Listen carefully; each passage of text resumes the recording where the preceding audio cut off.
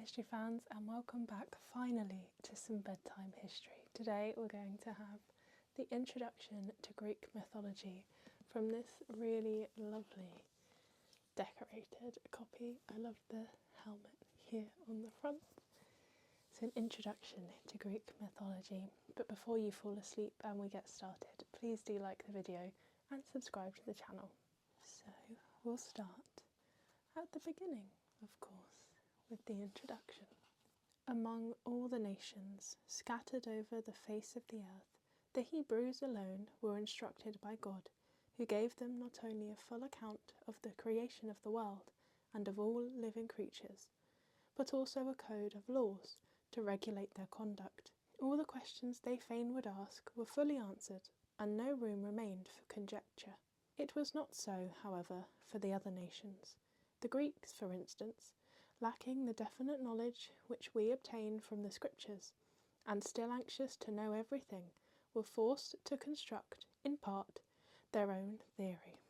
As they looked about them for some clue to serve as a guide, they could not help but observe and admire the wonders of nature, the successions of day and night, summer and winter, rain and shine, the fact that the tallest trees sprang from tiny seeds, the greatest rivers from diminutive streams, and the most beautiful flowers and delicious fruits from small green buds, all seemed to tell them of a superior being who had fashioned them to serve a definite purpose. They soon came to the conclusion that a hand mighty enough to call all these wonders to life could also have created the beautiful earth whereon they dwelt. These thoughts gave rise to others. Suppositions became certainties, and soon the following myth or fable was evolved, to be handed down from generation to generation. Chaos and Nyx. At first, when all things lay in a great confused mass, the earth did not exist. Land, sea and air were mixed up together, so that the earth was not solid, the sea was not fluid, nor the air transparent. Over this shapeless mass reigned a careless deity called Chaos, whose personal appearance could not be described, as there was no light by which he could be seen. He shared his throne with his wife, the dark goddess of night, named Nyx, or Nox, whose black robes and still blacker countenance did not tend to enliven the surrounding gloom. These two divinities wearied of their power in the course of time, and called their son Erebus, Darkness, to their assistance. His first act was to dethrone and supplant Chaos, and then, thinking he would be happier with a helpmeet, he married his own mother, Nyx. Of course, with our present views, this marriage was a heinous sin, but the ancients, who at first had no fixed laws, did not consider this union unsuitable, and recounted how Erebus and Nyx ruled over the chaotic world together, until their two beautiful children, Aether, Light, and Hemera, Day, acting in concert, dethroned them and seized the supreme power. Space, illuminated for the first time by their radiance, revealed itself in all uncouthness. Aether and Hemera carefully examined the confusion, saw its innumerable possibilities, and decided to evolve from it a thing of beauty. But quite conscious of the magnitude of such an undertaking, and feeling that some assistance would be desirable, they summoned Eros, Love, their own child, to their aid. By their combined efforts, Pontus, the sea, and Gaia, Ge, Tellus, Terra, as the earth was first called, were created. In the beginning, the earth did not present the beautiful appearance that it does now. No trees waved their leafy branches on the hillsides, no flowers bloomed in the valleys, no grass grew on the plains, no birds flew through the air. All was silent, bare, and motionless. Eros, the first to perceive these, seized his life-giving arrows and pierced the cold bosom of the earth. Immediately the brown surface was covered with luxuriant verdure. Birds of many colours flitted through the foliage of the newborn forest trees. Animals of all kinds gambolled over the grassy plains, and swift darting fishes swam in the limpid streams. All was now life, joy, and motion. Gaia, roused from her apathy, admired all that had already been done for her embellishment, and, resolving to crown and complete the work so well begun, created Uranus, heaven. The egg myth. This version of the creation of the world, although but one of many current with the Greeks and Romans, was the one most generally adopted, but another, also very popular, stated that the first divinities, Erebus and Nyx, produced a giant egg, from which Eros, the god of love, emerged to create the earth. The earth thus created was supposed by the ancients to be a disk, instead of a sphere, as science has proved. The Greeks fancied that their country occupied a central position, and that Mount Olympus, a very high mountain, the mythological abode of their gods, was placed in its exact centre. The earth was divided into 2 equal parts by Pontus, the sea, equivalent to our Mediterranean and Black Seas, and all around it flowed the great river Oceanus in a steady, equable current, undisturbed by storm, from which the sea and all the rivers were supposed to derive their waters. The Greeks also imagined that the portion of the earth directly north of their country was inhabited by a fortunate race of men, the Hyperboreans, who dwelt in continual bliss and enjoyed a never-ending springtide. Their homes were said to be inaccessible by land or by sea. They were exempt from disease, old age, and death, and were so virtuous that the gods frequently visited them and even condescended to share their feasts and games. And people thus favoured could not fail to be happy, and many were the songs in praise of their sunny land. South of Greece, also near the great river Oceanus, dwelt another nation, just as happy and virtuous as the Hyperboreans, the Ethiopians. They, too, often enjoyed the company of the gods, who shared their innocent pleasures with great delight. And far away, on the shore of this same marvellous river, according to some mythologists, were the beautiful Isles of the Blessed, where mortals who had led virtuous lives, and had thus found favour in the sight of the gods, were transported without tasting death, and where they enjoyed an eternal bliss. These islands had sun, moon, and stars of their own, and were never visited by the cold wintry winds that swept down from the north. Then we have the Titans. Chaos, Erebus, and Nyx were deprived of their power by Aether and Hemera, who did not long enjoy the possessions of the sceptre, for Uranus and Gaia, more powerful than their progenitors, soon forced them to depart, and began to reign in their stead. They had not dwelt long on the summit of Mount Olympus before they found themselves the parents of 12 gigantic children, the Titans, whose strength was such that their father Uranus greatly feared them. To prevent their ever making use of it against him, he seized them immediately after their birth, hurled them down into a dark abyss called Tartarus, and there chained them fast. This chasm was situated far under the earth, and Uranus knew that his 6 sons, Oceanus, Coeus, Crius, Hyperion, Iapetus, and Cronus, as well as his 6 daughters, the Titanides, Aelia, Rhea, Themis, Thetis, Mnemosyne, and Phoebe, could not easily escape from its cavernous depths. The Titans did not long remain sole occupants of Tartarus, for one day the brazen doors were again thrown open to admit the Cyclopses, Brontes, thunder, Stereopes, lightning, and Arges, or Arges, sheet lightning. 3 later-born children of Uranus and Gaia, who helped the Titans to make the darkness hideous with their incessant clamour for freedom. In due time, their number was increased by the 3 terrible Centimani, 100-handed, Cottus, Briareus, and Gaius, who were sent thither by Uranus to share their fate.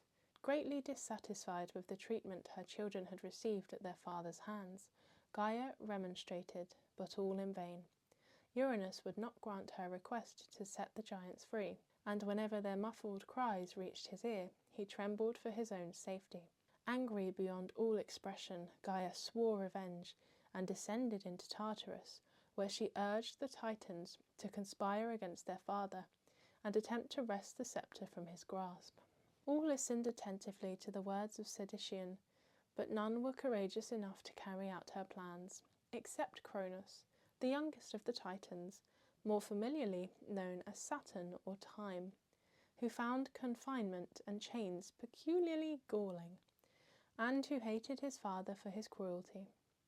Gaia finally induced him to lay violent hands upon his sire, and, after releasing him from his bonds, gave him a scythe, and bade him be of good cheer and return victorious. Thus armed and admonished, Cronus set forth, came upon his father unawares, defeated him, thanks to his extraordinary weapon, and, after binding him fast, took possession of the vacant throne, intending to rule the universe forever. Enraged at this insult, Uranus cursed his son, and prophesied that a day would come when he, too, would be supplanted by his children, and would suffer just punishment for his rebellion. Cronus paid no heed to his father's imprecations, but calmly proceeded to release the Titans, his brothers and sisters, who, in their joy and gratitude to escape the dismal realm of Tartarus, expressed their willingness to be ruled by him. Their satisfaction was complete. However, when he chose his own sister, Rhea, Cybele or Ops, for his consort, and assigned to each of the others some portion of the world to govern at will, to Oceanus and Thetis, for example, he gave charge over the ocean and all the rivers upon earth, while to Hyperion and Phoebe he entrusted the direction of the sun and moon, which the ancients supposed were daily driven across the sky in brilliant golden chariots. But then comes the birth of Zeus. Peace and security now reigned on and around Mount Olympus, and Cronus, with great satisfaction, congratulated himself on the result of his enterprise. One fine morning, however, his equanimity was disturbed by the announcement that a son was born to him. The memory of his father's curse then suddenly returned to his mind. Anxious to avert so great a calamity as his loss of power, he hastened to his wife, determined to devour the child, and thus prevent him from causing further annoyance. Wholly unsuspicious, Rhea heard him inquire for his son. Gladly she placed him in his extended arms, but imagine her surprise and horror when she beheld her husband swallow the babe. Time passed, and another child was born, but only to meet the same cruel fate. One infant after another disappeared down the capacious throat of the voracious Cronus, a personification of time, who creates only to destroy. In vain the bereaved mother besought the life of one little one. The selfish, hard-hearted father would not relent.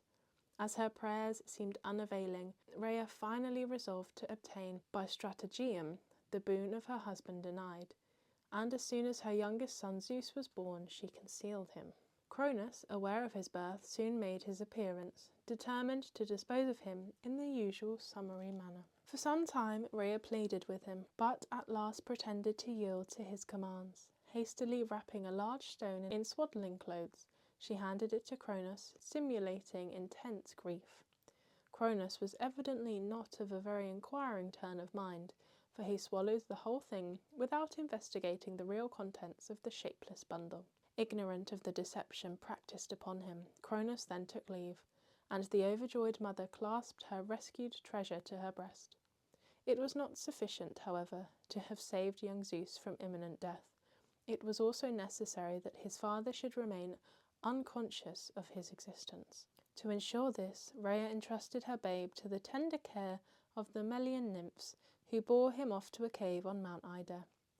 There a goat, Almathea, was procured to act as nurse, and fulfilled her office so acceptably that she was eventually placed in the heavens as a constellation, a brilliant reward for her kind ministrations. To prevent Zeus's cry being heard on Mount Olympus, the Curetes, or Corybantes, Rhea's priests, uttered piercing screams, clashed their weapons, executed fierce dances, and chanted rude war songs. The real significance of all this unwonted noise and commotion was not at all understood by Cronus, who, in the intervals of his numerous affairs, congratulated himself upon the cunning he had shown to prevent the accomplishment of his father's curse. But all his anxiety and fears were aroused when he suddenly became aware of the fraud practised upon him, and of young Zeus's continued existence. He immediately tried to devise some plan to get rid of him, but before he could put it into execution, he found himself attacked, and after a short but terrible encounter, signally defeated. Zeus, delighted to have triumphed so quickly, took possession of the supreme power, and aided by Rhea's counsels, and by a nauseous potion prepared by Metis, a daughter of Oceanus, compelled Cronus to produce the unfortunate children he had swallowed: Poseidon, Hades, Hestia, Demeter, and Hera.